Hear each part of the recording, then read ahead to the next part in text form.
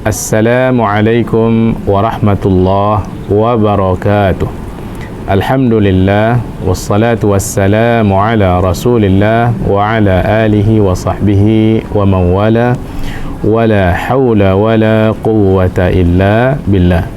Saudara-saudara sekalian yang dirahmati oleh Allah Subhanahu wa taala, alhamdulillah kembali kita ke program Tadabbur Al-Quran. Dan hari ini kita akan mentadaburi surah An-Nas.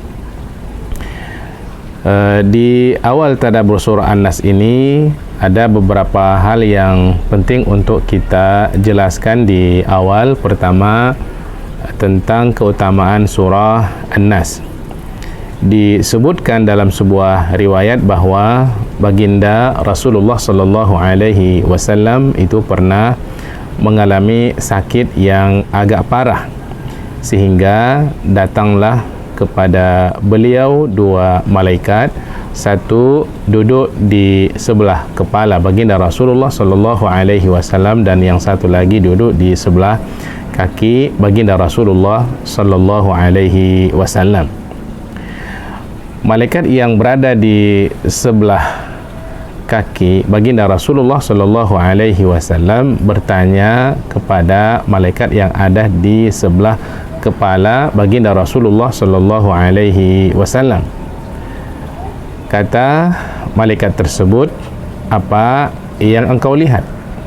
Kemudian malaikat yang ada di dekat kepala baginda Rasulullah sallallahu alaihi wasallam mengatakan, "Orang ini kena sihir, kena guna-guna," kalau bahasa kita. Apa guna-guna itu atau bagaimana sihir itu, ya? Dan siapa yang menyihirnya? Nah, ia kemudian menjawab, ini kena sihir oleh Labid ibnu Al-A'sam Al-Yahudi. Dia menyihir baginda Rasulullah sallallahu alaihi wasallam dalam bentuk gulungan yang disimpan di dalam sumur Zarwan yang ada dia selipkan di bawah batu besar yang ada di dalam sumur tersebut.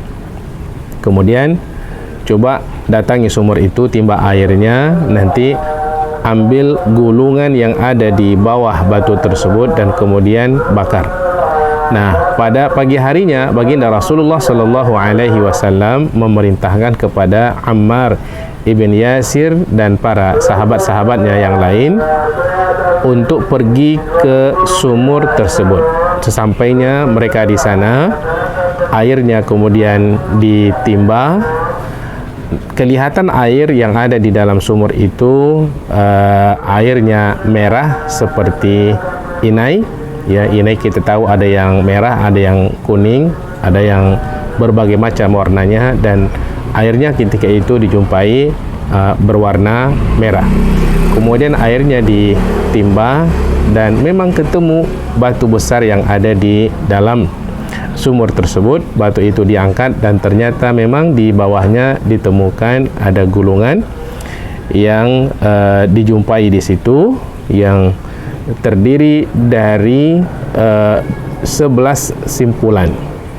Nah, kemudian jelas bahwa kedua surah ini turun berkenaan dengan peristiwa tersebut, dan setiap kali baginda Rasulullah sallallahu alaihi wasallam membaca satu ayat daripada surah ini, terbukalah satu simpulan, dibaca lagi, terbuka satu simpulan, dibaca lagi, terbuka simpulan berikutnya, hatta nasyata min iqal, disebutkan sampai baginda Rasulullah sallallahu alaihi wasallam itu seolah-olah terbebas dari ikatan.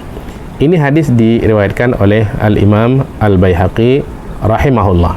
Nah, apa keutamaan daripada surah An-Nas di sini yang menyatu dengan surah Al-Falaq? Di antaranya adalah insyaallah dengan izin Allah Subhanahu wa taala, kalau kita baca, Allah akan jaga kita dari berbagai macam bentuk sihir. Kemudian saudara-saudara sekalian, bahagian yang kedua yang ingin kita sampaikan di muqaddimah tadabbur surah An-Nas ini adalah tentang kandungan surah ini, kandungan surah An-Nas. Secara umum surah ini menceritakan tentang permohonan hamba Allah Subhanahu wa taala, kita manusia ini bermohon kepada Allah Subhanahu wa taala agar Allah melindungi kita dari berbagai macam gangguan dari seluruh makhluk yang diciptakannya. Ya, termasuk juga dari bisikan jahat syaitan dan manusia yang senantiasa bisikan-bisikan itu datang ya kepada kita, yang memprovokasi kita agar kita melakukan maksiat kepada Allah Subhanahu wa taala, agar kita melakukan maksiat kepada baginda Rasulullah sallallahu alaihi wasallam, melakukan dosa mulai dosa kecil sampailah dosa besar. Nah, itulah secara umum kandungan surah An-Nas. Berikutnya saudara-saudara sekalian, kita akan menjelaskan surah An-Nas ini secara mendetail.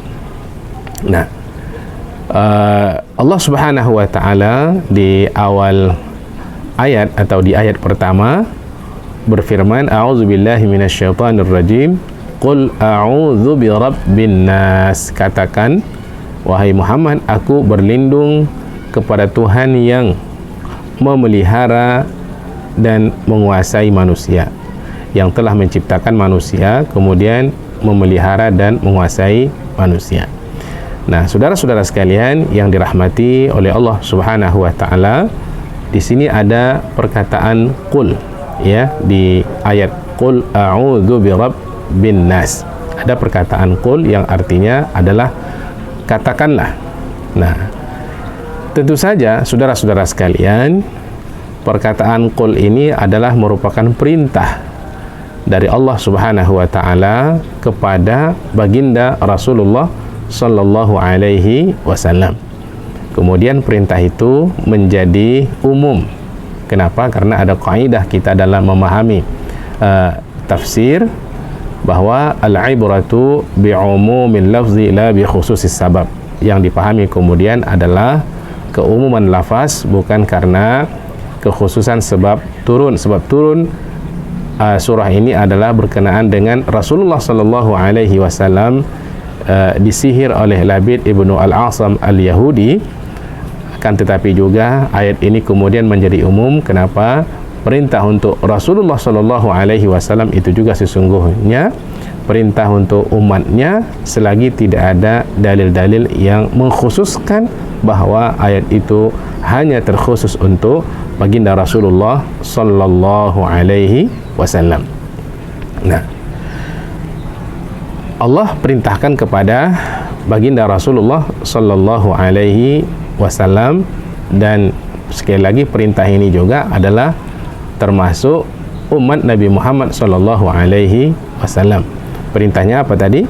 Perintahnya adalah agar kita mohon perlindungan kepada Allah Subhanahu wa taala. Nah, kemudian saudara-saudara sekalian, perkataan qul di sini memberikan dua pesan.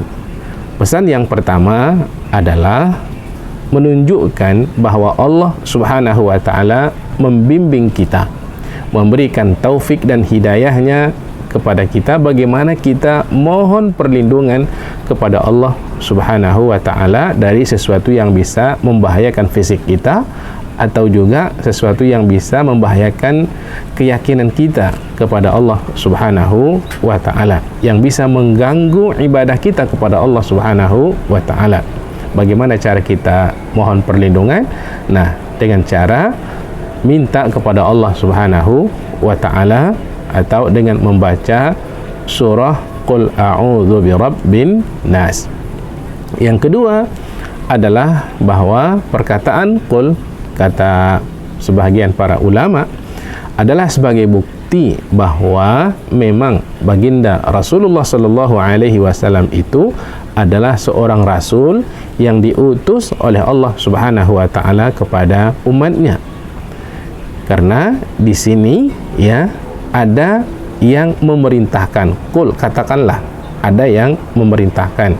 dan ada juga yang diperintahkan, yang memerintahkan Allah Subhanahu wa taala, dan yang diperintahkan itu adalah baginda Rasulullah sallallahu alaihi wasallam. Kemudian ada isi perintahnya yang merupakan risalah. Nah, jelas sebagian ulama mengatakan dari qul saja, perkataan qul saja itu sudah cukup bukti bahwa baginda Rasulullah sallallahu alaihi wasallam adalah memang seorang rasul, adalah memang seorang nabi yang diutus oleh Allah Subhanahu wa taala kepada umat manusia. Nah, kita berpindah ke perkataan berikutnya, yaitu qul a'udzu, yaitu perkataan a'udzu yang artinya aku berlindung. Nah, di sini juga menunjukkan dua hal. Yang pertama adalah a'udzu itu kan datang dalam bentuk fi'il mudhari. Kita tahu fi'il dalam bahasa Arab itu ada namanya fi'il madhi yang menunjukkan masa lalu, ada fi'il mudhari yang menunjukkan masa sekarang dan akan datang yang maksudnya berterusan, dan ada namanya fi'il amar. Nah, di sini saudara-saudara sekalian, a'udzu itu datang dalam bentuk fi'il mudhari. Artinya apa? Bahwa kita bermohon perlindungan kepada Allah Subhanahu wa taala itu harus dilakukan secara terus menerus. Kenapa? Karena memang godaan syaitan itu datang kepada kita juga secara terus menerus. Nah, karena itu kemudian kita juga menjadi faham kenapa baginda Rasulullah sallallahu alaihi wasallam menganjurkan kita untuk membaca 3 qul ya. 3 qul itu yang pertama adalah qul huwallahu ahad, yang kedua adalah qul a'udzu birabbil falaq, dan yang ketiga adalah qul a'udzu birabbin nas. Kita baca 3 kali waktu pagi, petang, bahkan juga sebelum tidur ya, bahkan juga setelah salat kita baca terus menerus ya. Di samping kita niatkan bahwa kita mohon perlindungan kepada Allah Subhanahu wa taala. Jadi terus diulang-ulang ya kita baca. Itu pesan pertama. Adapun pesan kedua ya dari a'udzu, aku mohon perlindungan kepada Allah Subhanahu wa taala. Ya. Kitanya ya yang harus mohon perlindungan kepada Allah Subhanahu wa taala. Jangan gantungkan keselamatan diri kita kepada orang lain yang tidak punya kuasa apa-apa tentang diri kita. Gantungkan diri kita kepada Allah Subhanahu wa taala. Idealnya seperti itu. Nah, selanjutnya adalah perkataan Rabb. Qul a'udzu birabbin nas. Rabb ini sekarang perkataan Rabb yang artinya adalah Tuhan. Maksud Rabb di sini adalah Allah Subhanahu wa taala sebagai Tuhan yang telah mencipta, yang telah menghidupkan manusia dan juga mematikan manusia itu kembali, menjaga dan juga termasuk yang melindungi ya. Itu makna Rabb. Di sini Al-Imam Az-Zamakhsyari rahimahullah mengatakan ya, kenapa dikhususkan idhafah? Idhafah itu adalah penyandaran ya perkataan Rabb kepada An-Nas, bi Rabbin Nas, Tuhan manusia. Kenapa Rabb itu diidhafahkan, disandarkan kepada perkataan manusia? Nah, kata beliau alasannya adalah karena manusia itu adalah ciptaan Allah Subhanahu wa taala. Manusia sekali lagi adalah ciptaan Allah Subhanahu wa taala. Allah yang memiliki dan mengatur seluruh urusan hidupnya. Jadi maksudnya di sini Allahu taala a'lam ya, maksudnya wallahu taala a'lam. Maksudnya jangan mohon perlindungan kepada manusia, tapi mohonlah perlindungan kepada Allah Subhanahu wa taala yang telah menciptakan manusia. Allah yang mengatur seluruh urusan manusia. Bermohonlah kepada Allah Subhanahu wa taala, jangan kepada manusia, karena manusia itu lemah. Yang maha kuat adalah Allah Subhanahu wa taala sebagai pencipta manusia.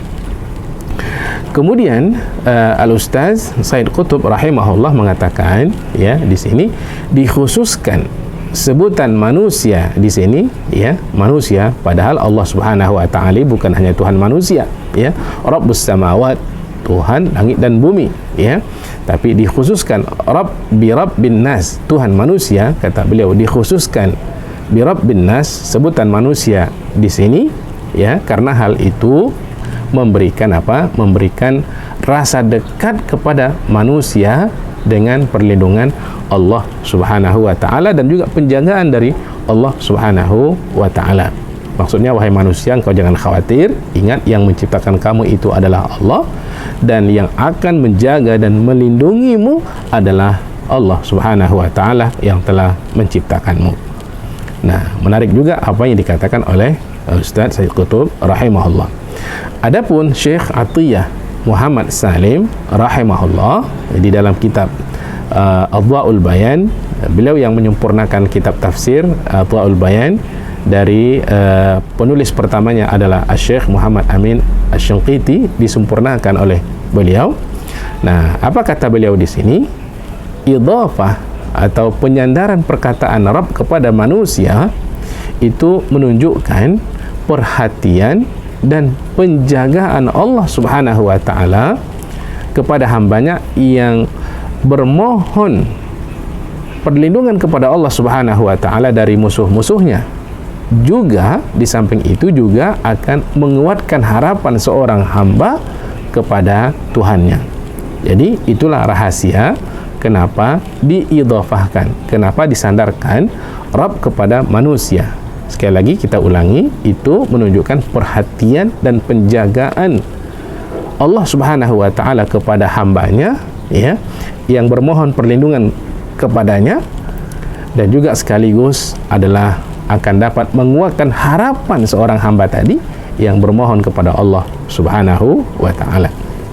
Jadi saudara-saudara sekalian, sifat Rabb itu mengandung makna mencipta, menghidupkan, mematikan, mengatur, melindungi, menjaga, memperhatikan, dan lain-lain yang termasuk dalam kategori rububiyah atau perbuatan Allah Subhanahu wa taala. Kemudian berikutnya datang sifat memiliki yang ada di dalam perkataan Malikin Nas. Ya, Malikin Nas itu artinya adalah raja manusia. Malik memang artinya raja, karena memang Allah Subhanahu wa taala adalah raja, pemilik, ya, kerajaan alam semesta, langit dan bumi, termasuk manusia yang ada di dalamnya.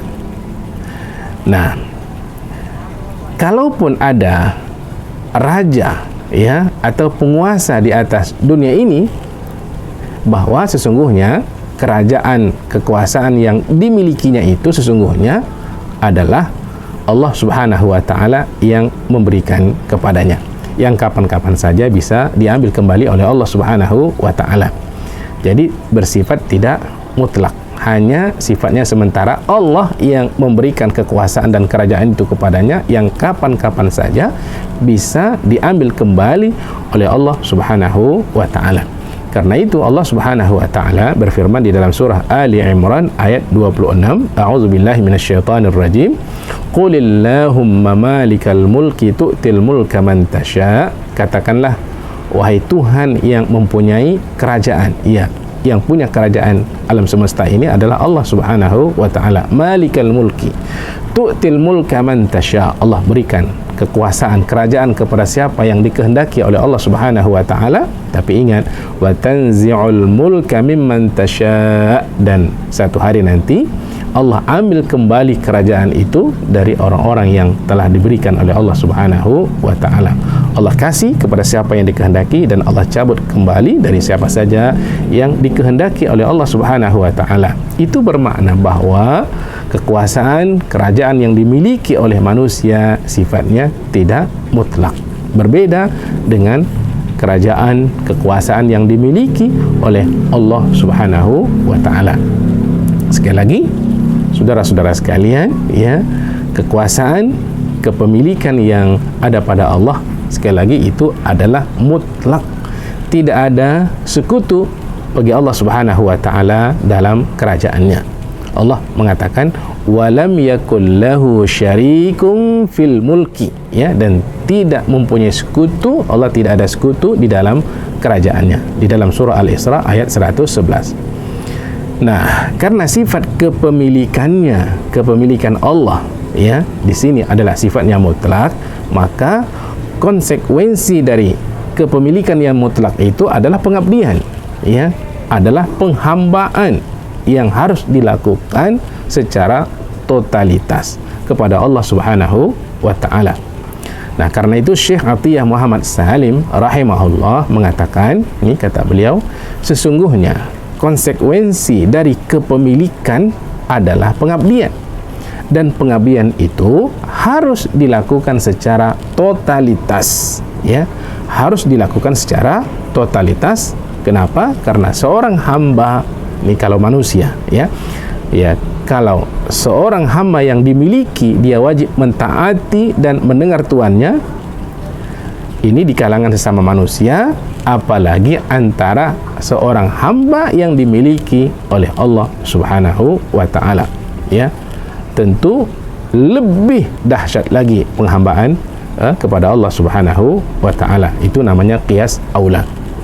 Nah, karena itu pada ayat berikutnya, saudara-saudara sekalian, disebutkan bahwa Allah itu adalah sembahan manusia, ilahin nas, ya, Allah itu sembahan manusia. Nah, di sini perintah bahwa kita harus menyembah Allah Subhanahu wa taala. Kenapa? Karena Allah Subhanahu wa taala yang telah menciptakan kita, ya, yang telah memberikan rezeki kepada kita, yang telah memberikan seluruh kemudahan hidup kepada kita, ya. Dan ini sesungguhnya, ya, kalau kita sudah mengakui, ya, meyakini bahwa yang menciptakan kita Allah Subhanahu wa taala, yang bagi rezeki kepada kita adalah Allah Subhanahu wa taala, yang memudahkan hidup kita adalah Allah Subhanahu wa taala, dari Allah semuanya. Ini sudah cukup terang dan jelas, kita harus menyembah Allah Subhanahu wa taala. Tidak boleh menyembah yang tidak pernah menciptakan kita, tidak boleh menyembah yang tidak pernah memberikan rezeki kepada kita, tidak boleh menyembah kepada yang tidak pernah memudahkan urusan hidup kita. Semuanya adalah Allah Subhanahu wa taala.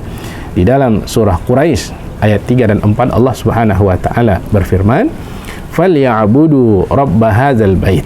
Maka hendaklah mereka menyembah Tuhan rumah ini. Apa? Allah Subhanahu wa taala. Hendaklah mereka menyembah Allah Subhanahu wa taala. Kenapa? Allazi at'amahum min ju' wa amanahum min khauf. Karena Allah Subhanahu wa taala telah memberikan makanan kepada mereka, ya, yang mereka tadi lapar kemudian bisa jadi kenyang. Allah bagi rezeki kepada mereka, wa amanahum min khauf, dan juga memberikan kepada mereka rasa aman, ya, dari ketakutan. Jadi jelas, ya, karena Allah yang telah bagi rizki, karena Allah yang telah menciptakan sebelumnya, karena Allah yang telah memberikan segala-galanya kepada manusia, maka tidak ada pilihan bagi manusia kecuali menghambakan dirinya secara totalitas kepada Allah Subhanahu wa ta'ala. Nah, inilah dia, saudara-saudara sekalian, kaitan antara perkataan Rabb, perkataan Malik, dan juga perkataan Ilah yang ada pada ayat sebelumnya. Mudah-mudahan kaitan tiga dari perkataan ini saya rasa cukup jelas. Nah, ketiga sifat yang sudah kita sebutkan tadi, ya, yaitu Rabb, Malik, dan Ilah, itu juga sangat erat kaitannya dengan konteks bahwa kita memohon perlindungan kepada Allah Subhanahu wa ta'ala. Nah, kemudian Ustaz Sayyid Qutb rahimahullah mengatakan, ya, kata beliau, Allah Subhanahu wa ta'ala dengan seluruh rahmat dan kasih sayangnya membimbing baginda Rasulullah sallallahu alaihi wasallam dan umatnya. Allah yang bimbing Nabi, Allah yang bimbing kita, ya, untuk mohon perlindungan kepadanya, yaitu kepada Allah Subhanahu wa ta'ala, dengan menghadirkan makna tiga dari sifat yang ada di atas, yaitu Rabb, kemudian Malik, dan juga Ilah. Berlindung dari, ya, kejahatan bisikan yang sangat halus, yang datangnya kadang-kadang tanpa kita sadari. Dan kita sebagai manusia sedikit pun, ya, kalau tidak ada kuasa Allah Subhanahu wa ta'ala, sedikit pun kita tidak mampu untuk menolak bisikan-bisikan jahat tersebut, kecuali hanya dengan pertolongan Allah Subhanahu wa ta'ala. Nah, Ayat berikutnya menjelaskan, ya, kita bermohon kepada Allah, mohon perlindungan dari apa? Ya, dijelaskan oleh ayat berikutnya, min syarril waswasil khannas, yaitu dari kejahatan bisikan syaitan yang biasa bersembunyi. Nah, di sini saudara-saudara sekalian, perkataan al-waswas, ya, al-waswas di sini itu artinya adalah membisikkan. Al-waswas menurut ilmu bahasa Arab itu datang dalam bentuk disebut dengan sirah mubalaghah. Sirah mubalaghah ini adalah artinya sangat banyak, ya, perbuatan yang terjadi itu sangat banyak. Sehingga kalau dikatakan al-waswas, ya, itu artinya sangat banyak sekali bisikan-bisikan kejahatan yang dilakukan oleh syaitan kepada manusia. Kemudian perkataan al-khannas juga itu dalam bentuk sirah mubalaghah, ya, sirah mubalaghah, menjauh. Jadi sebetulnya dari sini kita dapat mengetahui syaitan itu lemah. Begitu manusia selalu berzikir kepada Allah Subhanahu wa taala, serta merta syaitan itu akan lari dari manusia, menunjukkan khannas, dia sering kali menjauh kalau manusia berzikir kepada Allah Subhanahu wa taala. Karena itulah di dalam surah Az-Zukhruf ayat 36 Allah Subhanahu wa taala berfirman, wa man ya'shu 'an dzikrir rahman, barang siapa yang berpaling dari pengajaran Tuhannya, ya, dari pengajaran Tuhan yang Maha Pemurah, berpaling daripada Al-Quran, ya, tidak berzikir kepada Allah Subhanahu wa taala, tidak membaca Al-Quran, ya, Allah mengatakan nuqayyid lahu syaitanan, maka kami adakan baginya syaitan yang senantiasa mengikatnya, ya, fahuwa lahu qarin, dan syaitan itulah yang kemudian menjadi teman setianya yang senantiasa menyertainya. Kalau orang itu jauh dari Allah Subhanahu wa taala, jauh daripada Al-Quran, maka syaitan akan menjadi teman setianya. Akan tetapi ketika dia dekat dengan Allah, selalu baca Al-Quran, maka syaitan akan menjauh. Baginda Rasulullah sallallahu alaihi wasallam juga pernah bersabda, asyaitanu jasimun ala qalbi bani Adam, sungguhnya syaitan itu bertengger, ya, di hati seorang hamba. Bayangkan, syaitan bertengger di hati seorang hamba. Fa iza saha wa ghafala waswas, jika manusia itu lupa, lalai, maka dia akan membisikkan kejahatan kepada manusia. Wa iza zakarallah khanas, kalau orang itu kemudian banyak berzikir kepada Allah Subhanahu wa taala, maka syaitan akan lari lintang pukang. Ini hadis diriwayatkan oleh Abu Syaibah rahimahullah. Nah, kemudian kalau kita tanya, di mana bisikan syaitan itu? Ya, di mana dibisikkan oleh syaitan?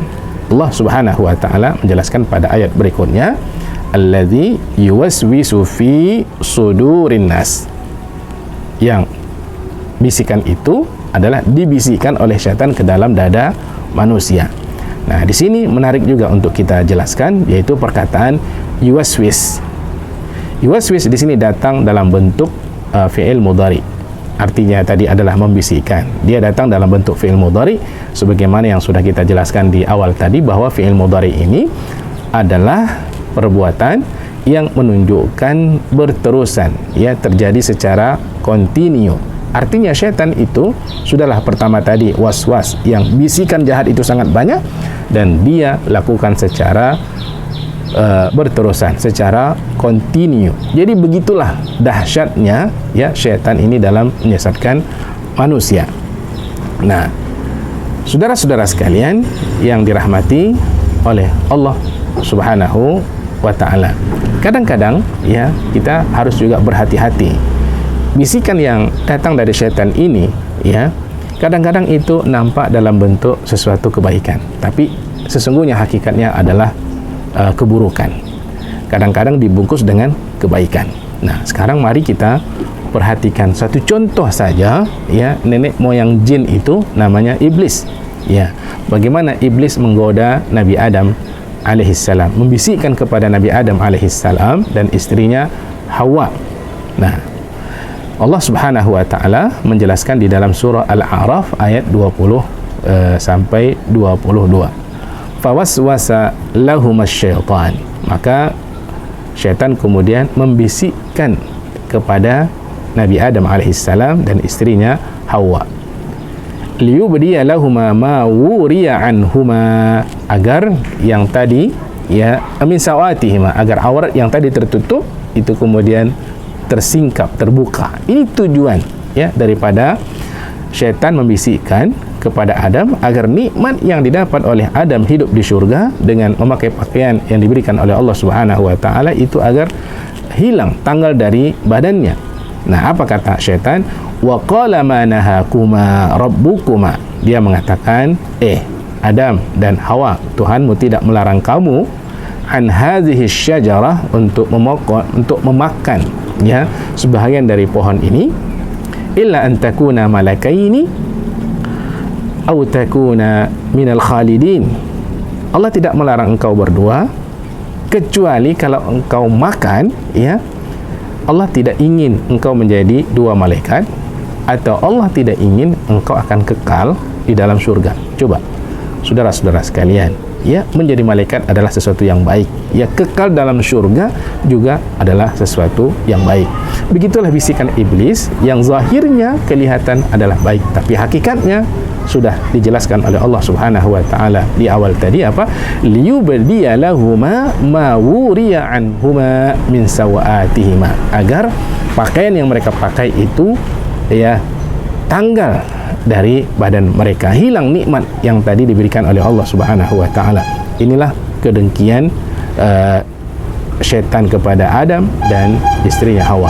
Bahkan untuk meyakinkan Nabi Adam alaihissalam dan istrinya Hawa, sampai syaitan itu ya bersumpah, iblis itu bersumpah, wa qasamahuma inni lakuma laminan nasihin, dan keduanya, dan syaitan itu bersumpah kepada keduanya, saya ini sungguh bagi nasihat sama kalian. Coba, sudahlah bersumpah dan mengatakan aku hanya bagi nasihat, padahal hakikatnya Allah jelaskan ya pada ayat berikutnya, fadallahuma bighurur, lalu keduanya ya ditunjuk oleh syaitan, tapi maksud daripada syaitan itu tadi adalah untuk menipu Nabi Adam alaihissalam dan istrinya Hawa. Jadi di awal sudah Allah jelaskan hakikat tentang bisikan syaitan, dan juga di akhir diulang kembali oleh Allah Subhanahu wa taala.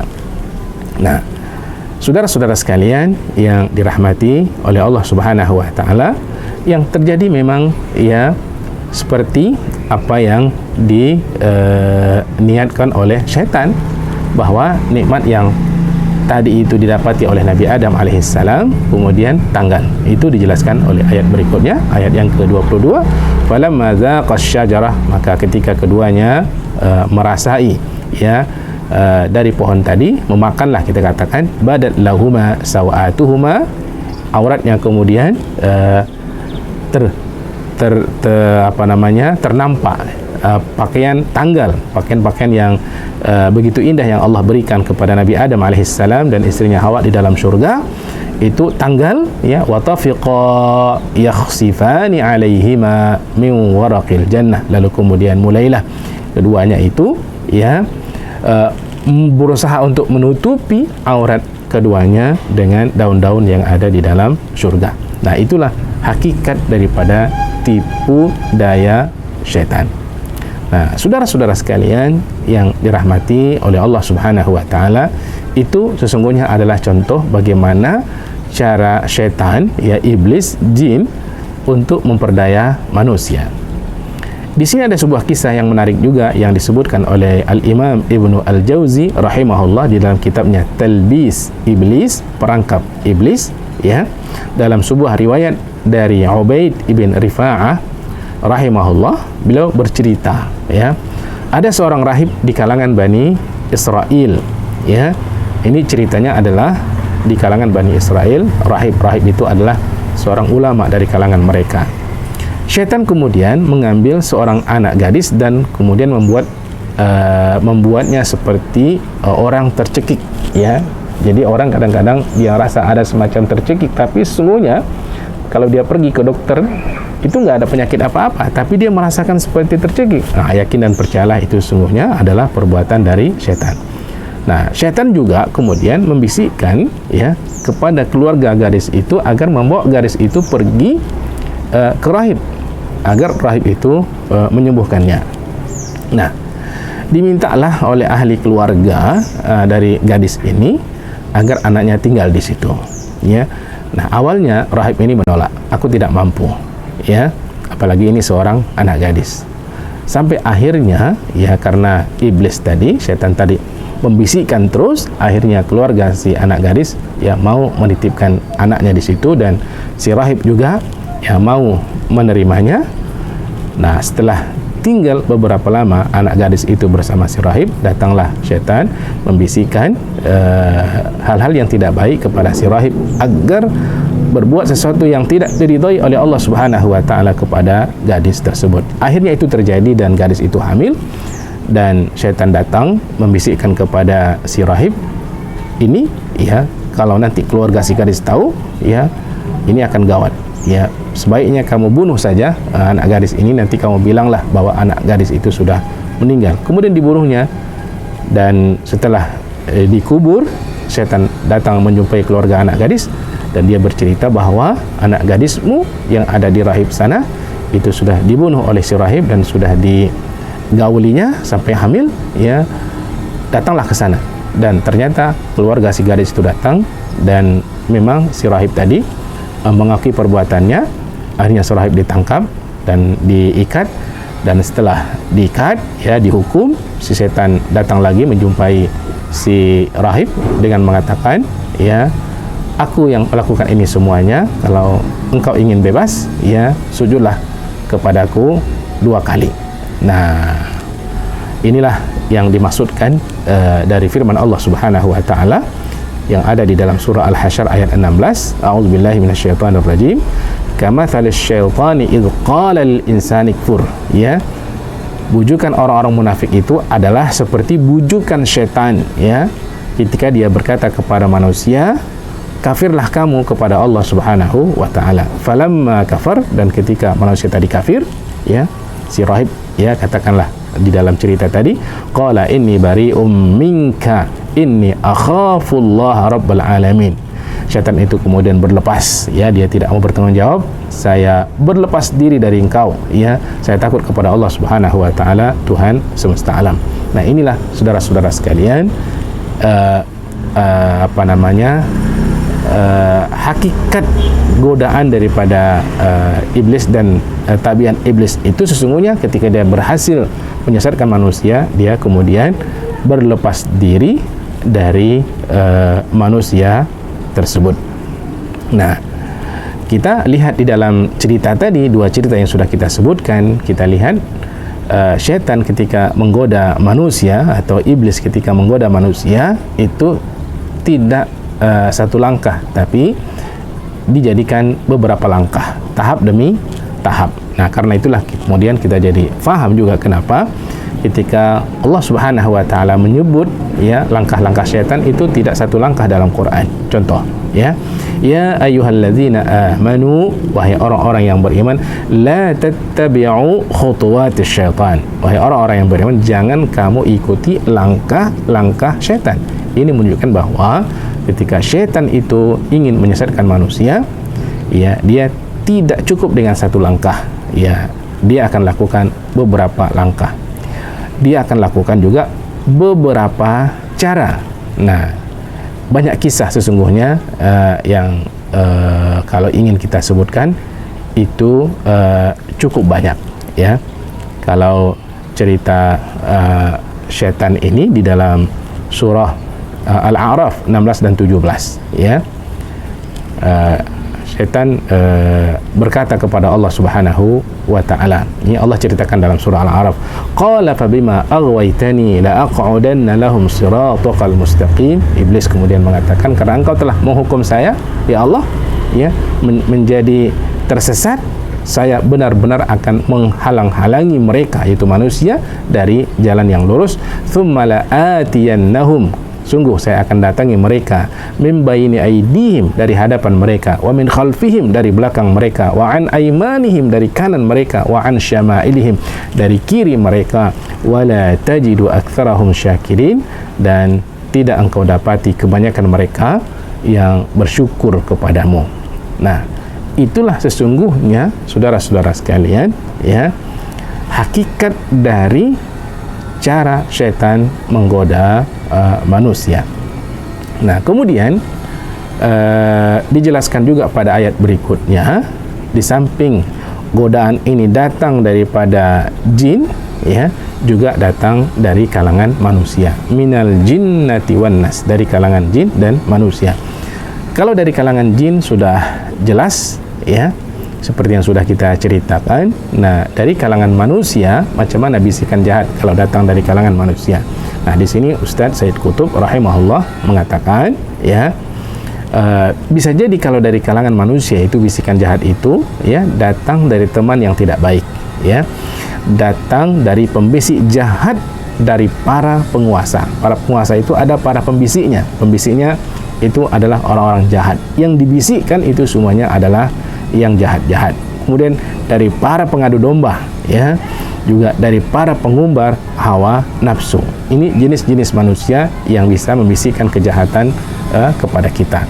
Nah, sekali lagi, saudara-saudara sekalian, di hadapan seluruh bisikan-bisikan ini manusia, ya, akan lemah, tidak akan mampu menghadapi ini semuanya. Yang bisa membantu hanya Allah Subhanahu wa ta'ala. Nah, karena itulah Allah Subhanahu wa ta'ala telah memberikan panduan kepada kita bagaimana kita berlindung dari godaan atau dari bisikan-bisikan yang seperti ini. Baik, saudara-saudara sekalian, alhamdulillah kita sudah sampai di penghujung tadabbur surah An-Nas. Seperti biasa, sekarang apa kira-kira pelajaran yang bisa kita ambil dari ayat-ayat di atas? Wallahu ta'ala a'lam. Wallahu ta'ala alam. Yang pertama barangkali adalah ingat bahwa syaitan itu tidak akan pernah berhenti menyesatkan kita. Sudahlah, bisikan kejahatan sangat banyak, ya, yang datang kepada kita, ditambah lagi dia tidak pernah berhenti, ya. Ada salah seorang ulama bertanya, ya, kepada Al-Imam Al-Hasan Al-Basri, apakah syaitan itu tidur? Al-Imam Al-Hasan Al-Basri mengatakan kalau syaitan itu tidur, maka kita bisa beristirahat, ya. Nah, itu kata beliau. Nah, kemudian hati-hati, ya, dengan tipu daya syaitan yang kadang-kadang secara zahirnya itu kelihatan sesuatu yang baik, tapi hakikatnya adalah sesuatu yang tidak baik, seperti yang terjadi pada Nabi Adam alaihissalam dengan istrinya Hawa. Kemudian Allah juga sudah mengajarkan kepada kita bagaimana cara kita meminta perlindungan kepadanya. Dan itu adalah bukti dari kasih sayangnya Allah Subhanahu wa ta'ala kepada kita, ya, yaitu dengan cara apa? Dengan cara membaca 3 qul, ya, berdoa, baca Quran, dan semuanya adalah diserahkan kepada Allah Subhanahu wa ta'ala. Kenapa? Karena kita ini adalah milik Allah, Allah yang kemudian akan menjaga kita. Nah, karena itu yang keempat adalah jangan pernah menggantungkan diri kepada makhluk, akan tetapi gantungkanlah diri kita kepada Allah Subhanahu wa ta'ala sebagai pencipta kita. Dan yang terakhir, saudara-saudara sekalian, akan selalu ada peperangan, perseteruan antara kebaikan dan keburukan. Ini mulai terjadi sejak manusia pertama diciptakan oleh Allah Subhanahu wa ta'ala sampai batas waktu yang ditentukan oleh Allah Subhanahu wa ta'ala. Nah, saudara-saudara sekalian, alhamdulillah selesai sudah tadabbur surah An-Nas. Jumpa lagi kita pada tadabbur ayat berikutnya. Assalamualaikum warahmatullahi wabarakatuh.